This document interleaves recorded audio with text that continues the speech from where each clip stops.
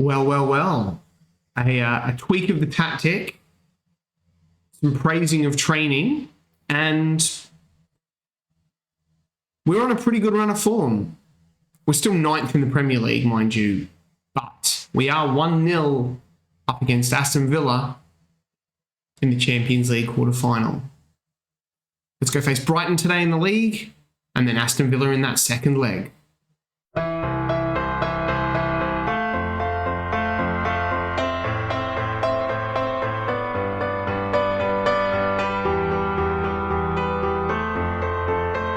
Hey guys, what are you? Welcome back, episode 87 of Oldham to Own.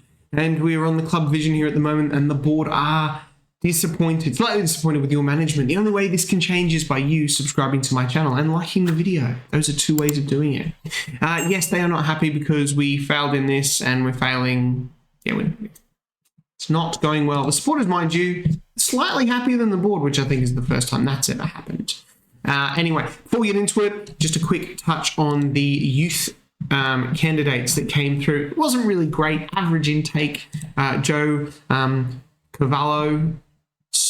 Ceravolo, the Australian centre-back, looks to be, he's wanted by Manchester United and Aston Villa. Oh, we better. He's already on a contract. Jeez, they must rate him. The computer must rate him. He's probably the best. Other than him, we've got Connor Dargo is a Scottish attacking midfielder who is physically woeful. He's 16. Mentally, though, he's very good. So, yeah, you never know. Charles Coultis is an English centre-back who, once again, physical on the low side, but he's only 15. So, and then finally is a central midfielder, Chris Parsons, who looks okay, but he's injury prone and he's volatile and confrontational as well. Other than that, it was pretty horrible.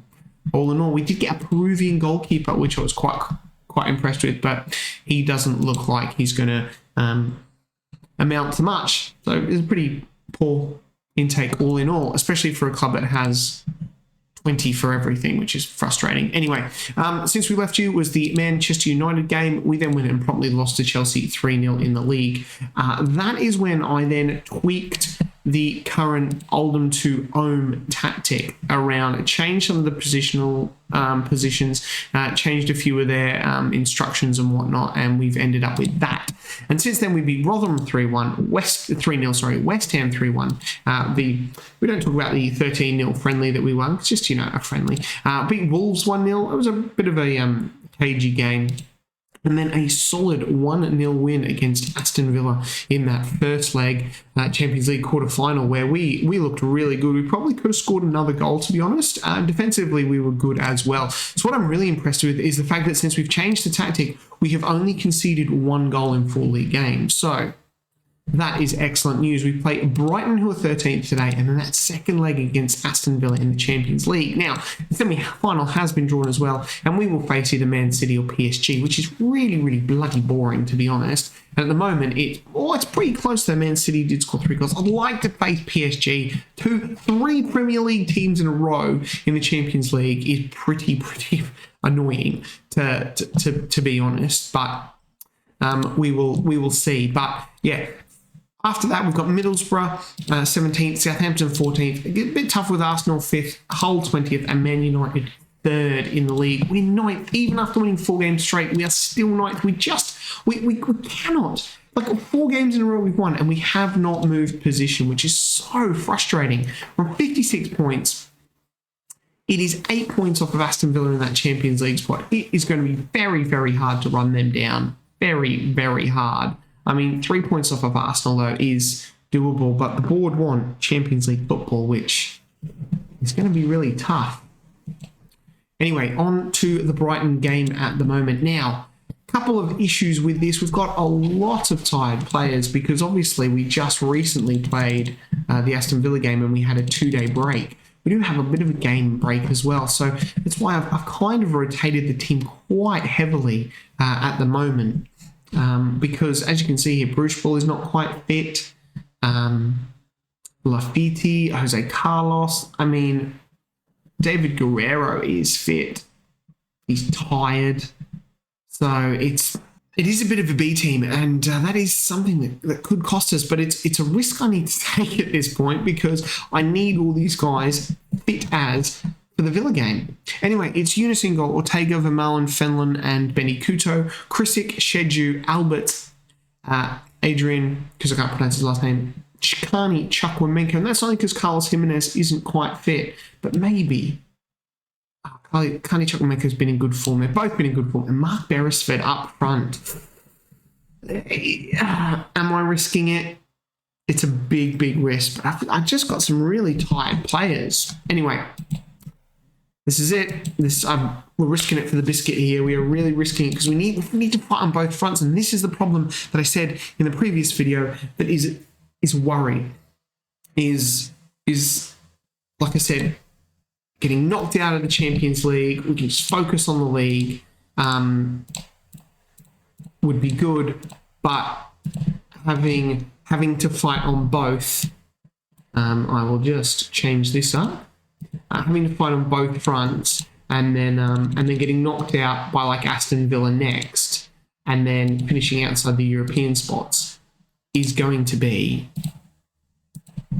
That's going to be the problem. That's what I'm really, really worried about. But there's not much I can do about it now. But hopefully we've got enough to beat Brighton. That's what it's all about today. And hopefully these guys are good enough to do it, as Benny Couto has to go off with a lower leg injury. $10 says that's a broken leg. Right. I'm gonna trust Gokken here. And we'll move Krisic out to left back. Thank God we've got that option because we'll shout out some more encouragement to the boys. Not much happening at the moment in this game. The draw's not good enough either. It's got to be a win. An absolutely highlightless first half with the only thing happening is the injury to Benny Couto. So I'm going to give him a bit of a revving here. I'm far from pleased. Oh, good. The goalkeeper looks disheartened. Let's go into individuals and let's say, that's just don't want him to be going out there and being a bit disheartened either. I've gone from balance to positive as well. We might even go to attacking because we're not really creating much, to be honest. No more highlights. I say no more. It's not like we've had one. I've got to make some changes here with some of these players. So Carney Chukwuemeka is going to come off for Jimenez. Martin Zeman on for Albert because he's playing terrible. Sorensen up front for Beresford or for Adrian? I'm going to put him on for Beresford. That's 4 changes there. And we leave it as it is for the moment. Point the finger. You have the ability to make, I say 4 changes. The other one was the Benny Couto one. But still no highlights. I'm going to demand some more from the boys. Oh, we've got a highlight. Hallelujah. And we've got the ball. Krisic with a long throw. Fenlon heads away to no one. And Brighton now out with Rushworth. Jimenez on the ball now. Cheju finds Krisic. Fenlon. I can't believe we've got some games commentating. And it's raining again. It's always raining. For Marlon. I was going to say it's a good ball over the top. Maybe Adrian was offside. That's a good ball. Come on. Slap it in, Martin Zeman. Get in. Oh, yes. The substitutions make the difference. I love it when a plan comes together. Absolutely love it. I thought Adrian had stuffed up here by dropping back, but maybe he was onside. Ortega with a delightful cross. Sorensen couldn't get his head to it, but Adrian here picks out the right man in Zeman, and he smashes it into the back of the net. I'm going to drop back to, not balanced, positive is what I want. Keep an eye on these guys' fitness as well. We can make one more substitution, which we probably will. It's probably going to be like a Frank Kessie or a Civet Mansverk maybe for Cheju, or Peter Fenlon's hampered by a knock. And he's nervous. Let's get him off for Peter Svestrup, the big Danish. I think we swapped these 2 around. I think for Marlon, yeah, we'll just swap those 2 around. I don't like doing the central defenders, but the fact it said he was hampered by a knock. Adrian to the corner, and it is the big Dane, Peter Fez getting his first goal for Oldham, that puts the game beyond doubt. The substitutions have made a difference today. Oh, I mean,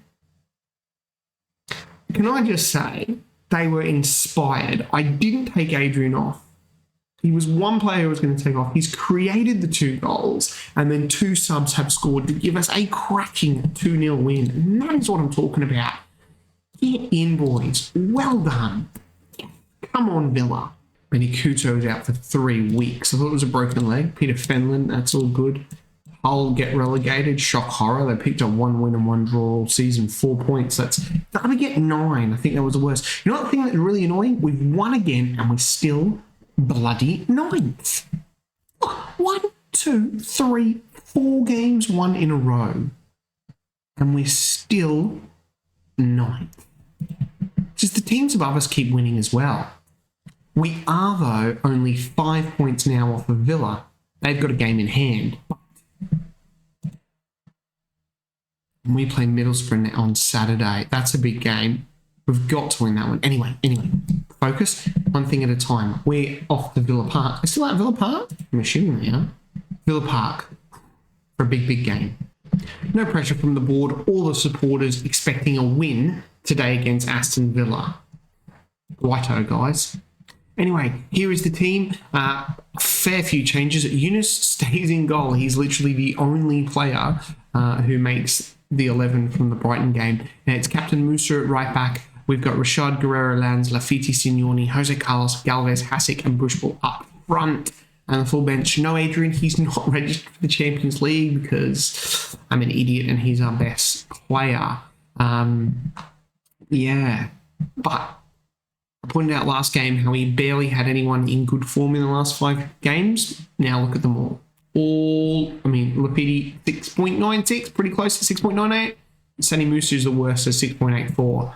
That is good. Even, the lowest overall is Peter Fenlon with a 6.78 and Ruben Cunha with a 6.78. So it just shows how good our form has been. And look at our morale. It is really, really good. Like I always say, the game is about morale.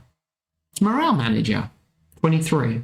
We've got our first highlight. It is us on the attack, but Jose Carlos's pass was a little bit heavy, but we regather the ball now. Lands. What a penalty! Bruce ball. Oh!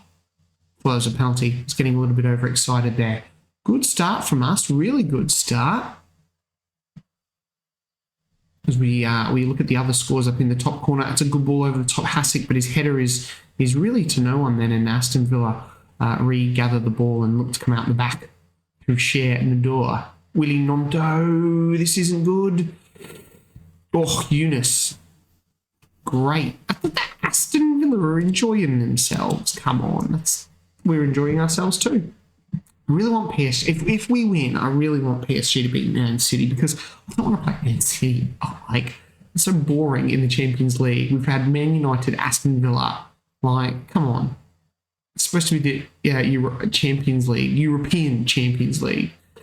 I know the English teams dominate, but still, that's dangerous. Chad Steinwasher. Putting it back to 1-1, I really am concerned that I don't think we're going to win this game. And come out of balance to positive. Guerrero now on the ball. Jose Carlos, oh my God. He's just lost the ball. Lafiti cleans up, but he loses it with a wayward pass, and this will be another Villa goal. Thank God for that, Yunus. PSG are 1-0 up. That puts them 3-3 on aggregate. I'm going to demand some more.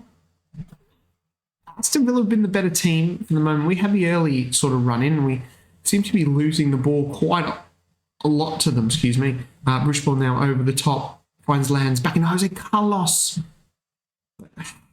Should have just wellied it, mate. Hasek then has a chance of wellying it. And it is half time. Aston Villa have been the better team. We had that early one, and then just here, they just, boom, shot up, got their goal. Revving? Do we give him a revving? I haven't created enough. Let's go. Signoni's nervous. Individuals. Signoni, point the finger, keep going. I'm still nervous. Obviously, a 1-1 draw means extra time as there is no away goals, even though No one's scored an away goal yet, and we're just cruising down with no highlights, right? Substitutions, everyone's playing gash as usual. When I want them to play well, they don't. Jose Carlos, 6.1, excellent. Alberts, because what else are we going to do? Rennie Galvez on the right. It's going to be Sorensen. Other than that, David Hassick and Bruce Bell, honestly, probably going to be Hassick. I might bring on Jimenez for Hassick. There we go. 3 changes, all attacking. Come on, boys, let's do something. The substitutions made a difference last time. Can they make a difference today against Aston Villa? 1 goal. That's all we need. It's all we need is 1 goal. Is Villa with a corner, and it is punched away by Eunice, I think, as Villa come back. That's offside. He's offside. Mile offside. Absolute mile offside. No need to worry. No need to worry about that. 0 concerns about him being offside onside there.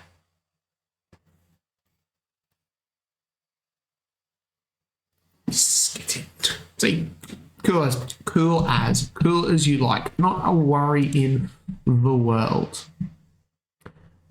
We're going extra time in this game, aren't we?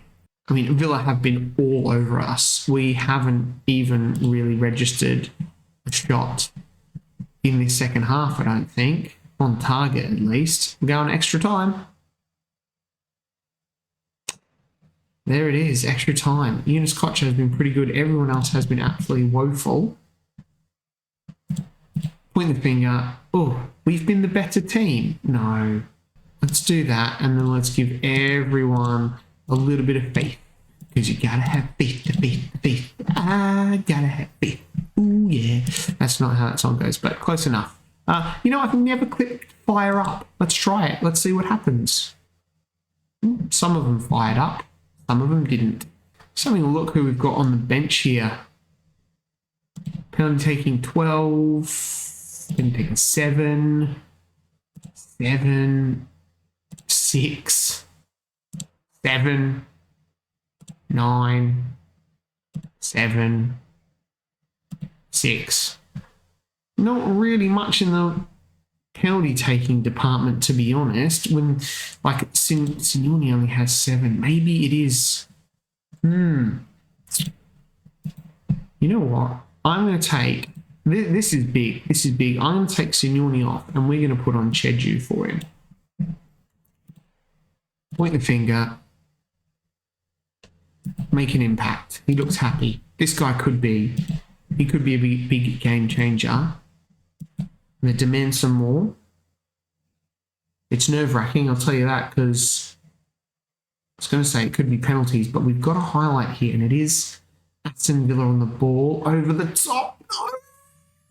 Oh, no. Oh, Rashad clears that off the line. That was close. I think we're going penalties. PSG 4-1 over City. Penalties. Oh, penalties. Oh. Ugh. Right, I think we've got the first 2 locked in. I'm not really confident about the next 3, so we'll just leave it as it is. They can sort it out on themselves. Point the finger. Yeah, we'll do that, but then we'll go like this. Come on, boys. Come on. Bruce Ball now. Bruce Ball hasn't had a good game. That's a great angle. Whoa, what a camera view. What a camera view to view that penalty. The other end of the ground. That is incredible. Why are we on this camera? What, like... Let's go to sideline, and hopefully that helps. It is Jimenez. Oh, it just should really be behind the goal, shouldn't it? Jimenez makes it count. Can we go behind goal? That's the one you want for the penalties. Chair Nadua. He slots his. It is 2-all. Alberts now. I thought he was going to be third one. One of the substitutions. Can he...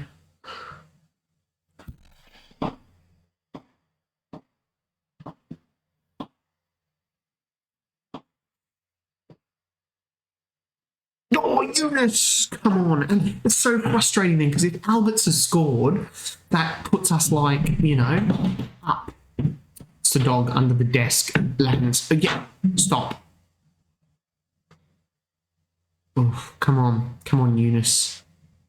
Come on. Oh, that's a team penalty. That's a team penalty.